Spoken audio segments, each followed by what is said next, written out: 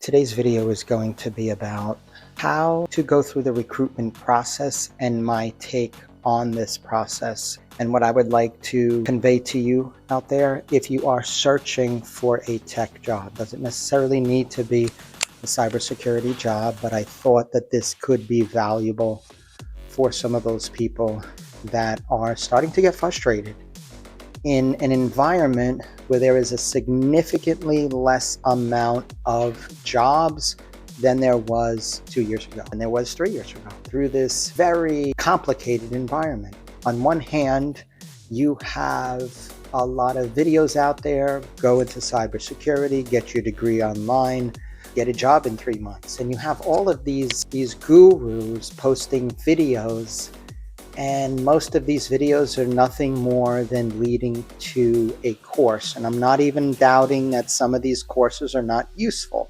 To go ahead and hammer into the individuals watching that these people will be able to get a job is fictitious, in my opinion. So how do we navigate through this and actually get to the real jobs?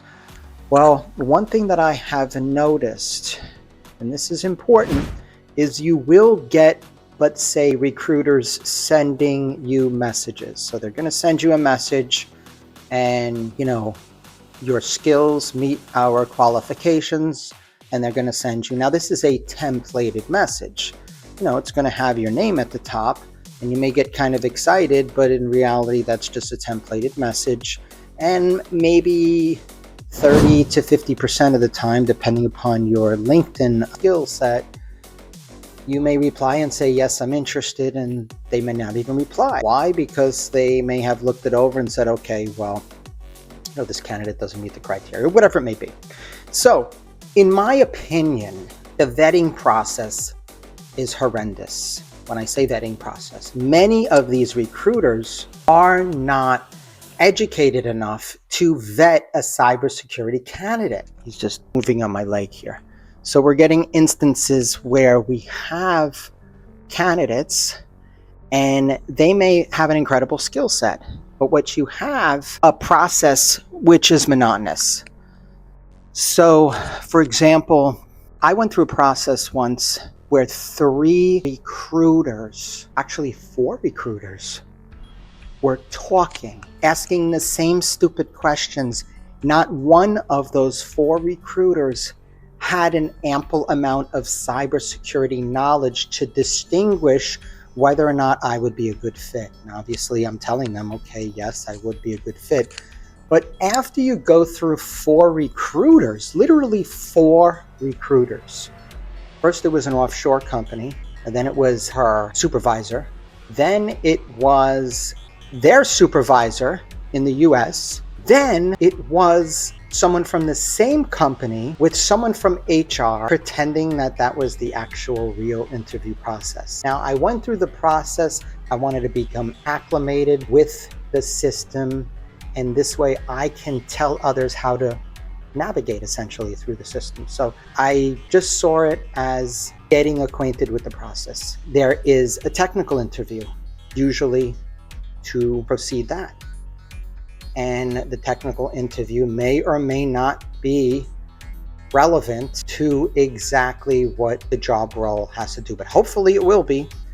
And one time it was a GRC role, and the individual there was talking nothing about anything on the job description. Okay, so that is the company.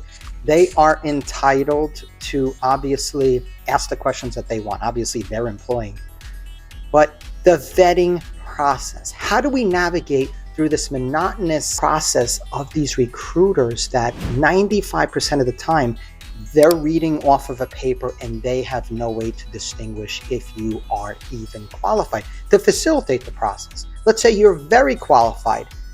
They don't even know, and that's what makes it frustrating. So I'm going to tell you how I feel this problem can be solved. Number 1, get within the 5% of those recruiters who are often ex-cybersecurity people or directly involved. Maybe they have some certifications to show, yes, I've been under the hood, I've been involved, and I know what to look for and the questions to ask. And the other one is to just directly apply to the companies. You can bypass the recruiters, go direct.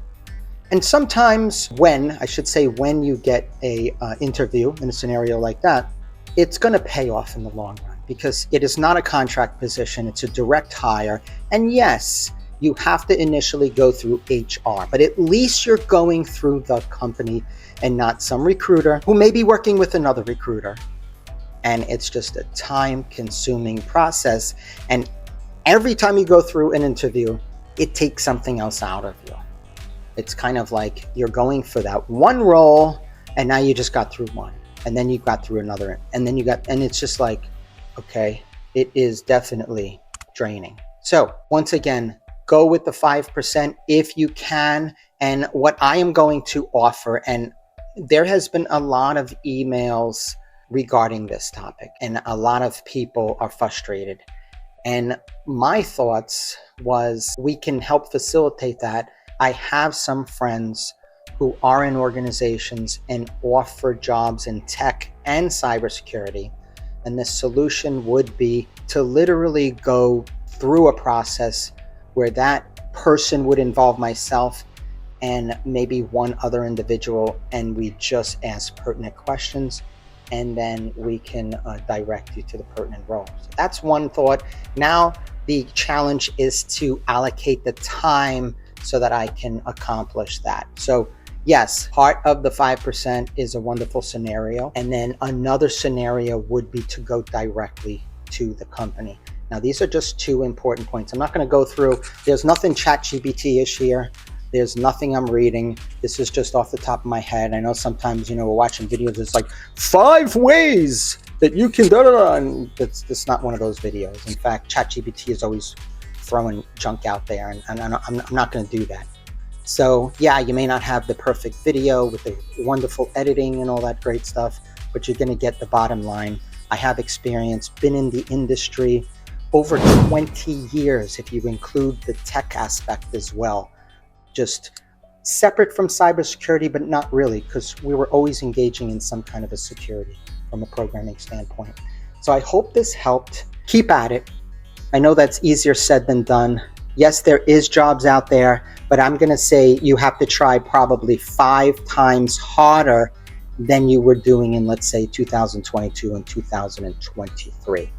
And for those who are up and coming, maybe they just got out of college, don't get discouraged. Just continue, okay? Hey, you can always do consulting if for some reason you're not getting an immediate contract on direct hire role, okay? Take care, everybody.